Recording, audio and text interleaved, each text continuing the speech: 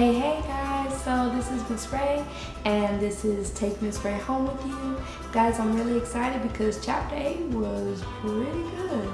So Jordan tried to get the Master Henning's watch.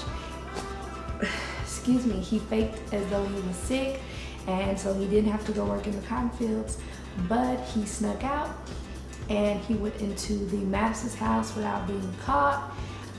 So we found, or basically we left Jordan underneath the bed, hiding from Master Henning and his wife. They discussed selling him, selling Clara, and also selling Thaddeus. He was not successful in finding the watch in this chapter. And let's see, did I miss anything? I think that's about it. So we're at chapter 9, and let's see. Today we discussed our foldables again, but today we did one of my most favorite books. I know I said that about the book yesterday, but this is a really good book, you guys, and I've been searching for it all over the place, and I finally found it. It's The Rough-Faced Girl. We read this in class, and I hope you enjoyed it as much as I did. Both of the books we read, as far as the one yesterday on Monday and the one today, these two I read when I was in the 4th and 5th grade, and I love these books, and I was so glad that they were available for me to read to you. So we did our foldables, and we're still going to be applying some of the points from the foldables and from the Stop, Think, Jot chart, just to get you guys in the habit of thinking, visualizing, asking questions, inferring, making predictions, making connections, things of that nature. I want you guys to be thinking about those things. So we're going to still be doing that with this chapter in chapter 9. Again, I'm going to be asking the questions from the book. As you can see, based off of my book, I've been doing Think, Stop, Jot. I've actually read this book already.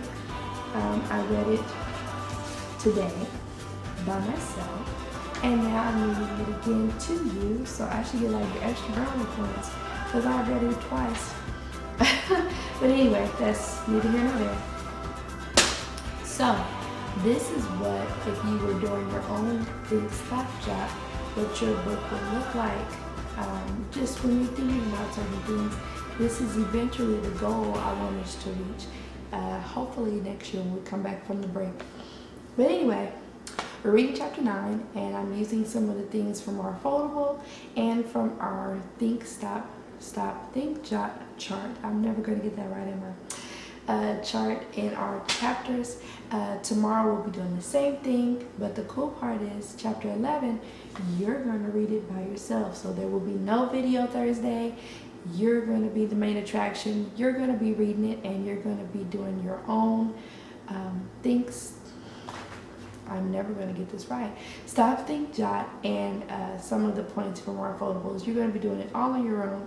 So make sure you're paying attention and you're watching what I'm doing while I'm explaining to you what I'm expecting from you on Thursday. So enough of the jibber jabber. Let's go in and read the book, huh? Okay. So chapter 9. After deciding to sell Jordan, Clara, and Thaddeus, the master and his wife finished dressing and left the room. Jordan waited until he was sure they had reached the stairway, then crawled out from under the bed. It was too risky to go out the way he came in, so he climbed out of a window that opened onto a second-story balcony. Grabbing an overhanging tree branch, he shimmied down to where he could grip the thick vine running down from the side of the house.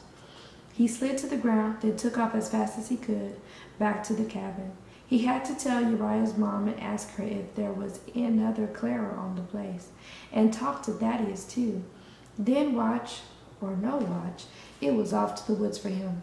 He wasn't about to stick around here and be sold. No way. Back at the cabin, Clara was still on her blanket, lying on her stomach, but Uriah was gone. "Where's Uriah?" Jordan asked her. "He'd be gone to the necessary house. He'd be back." Jordan figured she meant the outhouse. "I just found out about something I think you ought to know," he said. "The master and his wife plan to sell some slaves." "And how did you hear that?" I was hiding under their bed.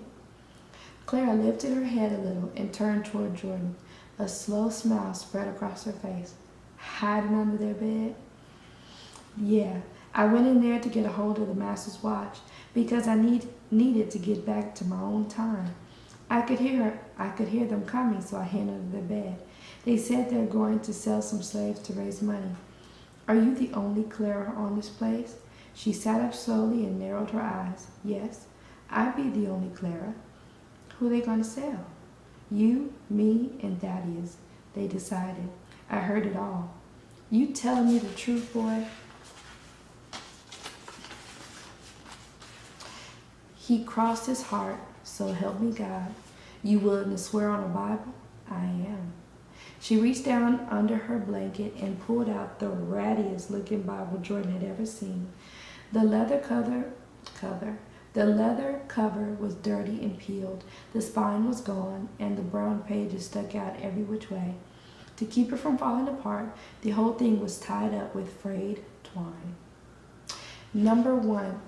What do you see in your mind as you read? Draw a picture based off of this page 96 and the part I just read about Clara's Bible. I want you to draw a picture of what Clara's Bible looks like. Based off of what I just read, I want you to draw a picture of what Sarah's Bible looks like. Now, I will draw a picture of twine or frayed twine so you have an idea of what that looks like. The spine of a book or any type of book, not just a Bible. This is the spine of a Bible or a book. This is what they call a spine. So, what do you think, based off of what we just read, what do you picture when you think of Clara's Bible? I want you to use that box and draw your picture. Don't you say nothing about this, she said. The master don't know The master don't know he has it. Books is against the rules, especially the Bible. Old Joe say it's against the rules, especially the Bible. Old Joe say it's the Bible. I'm so sorry, guys. Old Joe says it's because the Bible teach about freedom, and the master, he be afraid we learn about it and run away. But this book, it come to me from my mama. She couldn't read, but her uncle, he read it to her when she was little. So she gave it to me to remember her by. Promise me now, you won't say anything about it. Her up-tilted eyes, so much like his mom's, pleaded with him. I promise. She held that raggedy book as if it were a little baby. Watching her made Jordan want to cry. He could see how much it meant to her. She raised the Bible up to him. Put your hands on the book, boy. He did. Do you swear to God what you say was the truth? That the master going to sell me and Thaddeus and you? I swear it. She stared at the book for a minute, then kissed it and put it back under the bed. What are you going to do? Jordan asked. I don't know. I has to talk to Seth. When it come to deciding things, he got a mighty good head on him. Where can I find Thaddeus? If he's sick, he be in the cabin. If he well, he be in the field. There was no time to waste. Jordan ran outside and tried to remember which cabin the overseer had gone into when he checked on Thaddeus. He tried the third one on his right. He was about to go in when he heard a woman's voice inside. He could hear it sounded like the mistress's, but what could she be doing in the quarters? He ducked into a narrow space between the cabins. She could hear her talking, but couldn't understand her words. After a few minutes, he peered around the corner of the cabin and saw her come out the door. She carried a black leather bag out the door. She carried a black leather bag, the kind doctors in Western movies used when they made house calls. She turned and walked up the road leading to the big house. When she was out of sight, Jordan went in. Lying on a blanket with a red rag on his forehead was a big, strong-looking black man. Are you Thaddeus? That be my name. Then he asked Jordan in a rumbled voice, who you be? My name's Jordan Scott. Don't know that name. I'm new here, but I don't belong. Where you belong then? Never mind. Jordan didn't bother to explain. Thaddeus smiled. You on the run? Yes, Jordan said. And you'd better be too. Who says? I do. I heard the master and mistress talking in the big house. They're going to sell you and Clara and me. Thaddeus grinned. Mistress Henning, she wouldn't sell me. She an angel of mercy. Why she come down here every time I gets the fever and give me medicine? She was seeing to me just a minute ago. She a mighty kind woman. Jordan could tell he wasn't getting through to him, and time was slipping by. If you don't believe me, ask Clara. Who told her? I did. So, number 2, this is going to be from our foldable. Infer. So, what can we infer? Based on what we read, what do we think about Thaddeus? What kind of person is he? Based on what we read on page 98, what do we think about Thaddeus right now? That's what I thought. Then he let out a kind of grunt, letting Jordan know that the conversation was over. Talk to Clara, Jordan said. If she wanted to tell him about swearing on her Bible, that was her business. I've got to go now. Jordan ran as fast as he could toward the swamp woods. If he could find his way back to that tree where he'd hung his cap, he'd be fairly close to the underpass. Maybe he could break the spell without the watch and find his way home. But if he couldn't, he'd sneak back to the big house tomorrow morning before the master dressed. Jordan hesitated at the edge of the woods, afraid to go in. Trees grew every which way, tangled with vines. The ground was choked with weeds and bushes, and was probably crawling with snakes. But if he was sold to the slave trader, he could be sent miles from here. He might lose any chance of finding his way home. Jordan entered the woods, his heart racing, trying to remember in which direction he and Uriah had walked just 2 days before. The going was rough. He stumbled and fell a few times, and was unable to find the tree where he'd hung his cap. Suddenly he stopped and listened. He heard voices. The boy's voice was Uriah's. He was sure of it. Jordan crept closer and peered out from behind a bush. Uriah was talking with some old man with black wrinkled skin and long gray hair. The old man wore no clothes except a rabbit skin hanging from a rope around his waist and a baseball cap on his head. Jordan's own cap. The two of them sat on a log in a little clearing, looking at a big book. "What's the word, Uriah?" asked the man in a deep, hushed voice. "God." "Right. Now you don't forget that word, Uriah. Is God going to lead us to freedom? He led the Israelites out of Egypt. They were slaves just like us. Someday He's going to lead us out too." He closed the book. "You better be getting on back before the patty rollers catch you." "You going to teach me again next week, old Joe?" "As long as I be alive, I'm going to teach, so I'll be waiting." That's why Uriah had the chills and fever once a week, so he could run off to the woods for reading lessons. That boy was risking his life to learn. Jordan was amazed at his courage and sorry he wouldn't be able to tell him goodbye. Number 3. This is from our Stop, Think, Jot, Learn New Information. Reading this passage on page 100 at the very end, what I just read, this makes me realize what? Knowing that Uriah is risking his life by lying that he's sick to go and see old Joe to learn how to read, this makes me realize what? Uriah's whole family had been good to him. He would miss him. Uriah dashed off and old Joe slowly got up off the log. Poor guy was nearly bent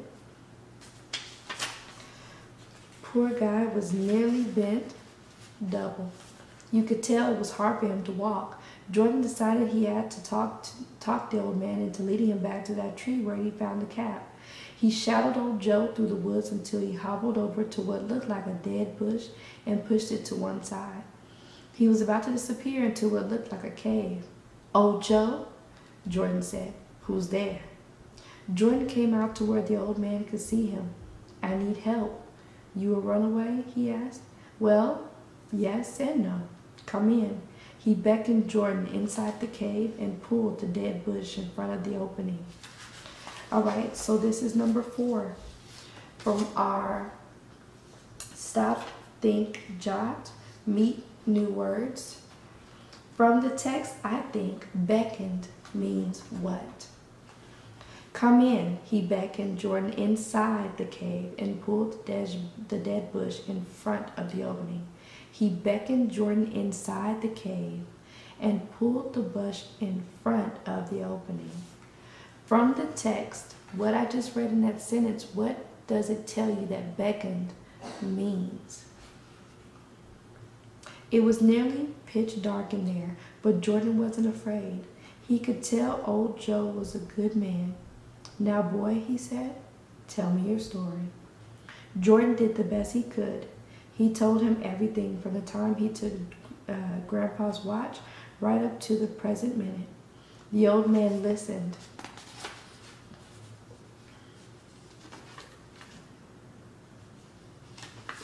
The old man listened and didn't make fun of Jordan the way the others had. Sometimes he'd say, Then Jordan told him about hanging his cap on the tree. Ah, this here cap? Old Joe took it off his head and stared at it. I reckon it done brought us together, he handed it to Jordan. Jordan wasn't sure what he meant by that, but at least he wasn't laughing at his story. So what do you think, he asked the old man. I think you brought here for a reason, he said. What? I think you brought here for a reason. What reason? In time you will learn. So this brings us to number 5, burst with curiosity from our Stop, Think, Jot. I wonder, based off of what we just read and based off of what Joe just told Jordan, what is a question that you have right now based off of that? I wonder what? Start your question off with I wonder, based off of what we just read. In time you will learn. But I gotta get out of here right now. They're going to sell me. I need you to lead me back to that tree where you found my cap. Can you do that? Please? Come then. The old man struggled to his knees, and he and Jordan crawled out of the cave. Old Joe shoved the bush back over the hole and grabbed a crooked tree branch for a cane. They walked for what must have been half an hour, stopping every now and then so that the old man could rest. Suddenly, in the distance, Jordan recognized the tree with the stretched out black branches that looked like arms. When they got close, he saw the muddy place where he and Uriah had searched for the watch. What are you going to do now? Asked old Joe. I don't know. What would you do? You could hang the cap back on the tree and see if it helped you go back to your own town. Jordan did that, then stared at the cap and waited. Nothing happened. Without the watch, he wasn't really surprised. When I got here, Jordan said, I walked to the tree from that direction. He pointed. Why don't you go back that way? Old Joe suggested. I'll be waiting here, watching. It was comforting to have old Joe alone. Jordan passed out what he thought the distance was the underpass. There was nothing but woods as far as he could see. He looked back, and there stood old Joe in the distance, half hidden in the underbush. Then he heard the clopping of horsing hooves, in the distance the paddy rollers. Joe! Jordan yelled. Joe! He ran to the place where he'd last seen old Joe, but he had vanished. He'd probably heard the horses too, and hid somewhere. Jordan should have kept his mouth shut. If he'd stayed cool, he might have had a chance, but there he stood, right out in plain sight. The paddy rollers rolled over to where he stood. There were 2 this time, the same 2 he and Uriah had seen, but the blonde one was missing. Hey boy, one said, let me see your pass. I lost it, Jordan said. What's your name, boy? Asked the other one. Jordan Henney. He left out the Scott this time. If they thought he belonged to the Hennings, they might let him off more easily. What are you doing out here in the swamp woods at cotton picking time? One asked him. He didn't give Jordan time to answer and said, I gotta take you back to your master, boy. He tied a rope around Jordan's waist and fastened the other end to the saddle. Then he rode at a trot with Jordan alongside him, running like crazy. The other guy followed, his fourth hot breath on Jordan's neck. So, Was your prediction correct? In chapter 8, when you finished your homework yesterday and you made your prediction, was it correct? Did what you think was going to happen in this chapter? And let's see, number 7, what is another prediction? What's going to happen in chapter 10? Also, number 11, you're going to have, number 11. Number 8 is part of the Stop, Think, Jot. When you come to the end of a section, I want you to tell me what was chapter 9 mostly about. What was this part of the book mostly about? Give me details. Explain, tell me, and go through the chapter. What happened? What was this chapter mostly about? All right.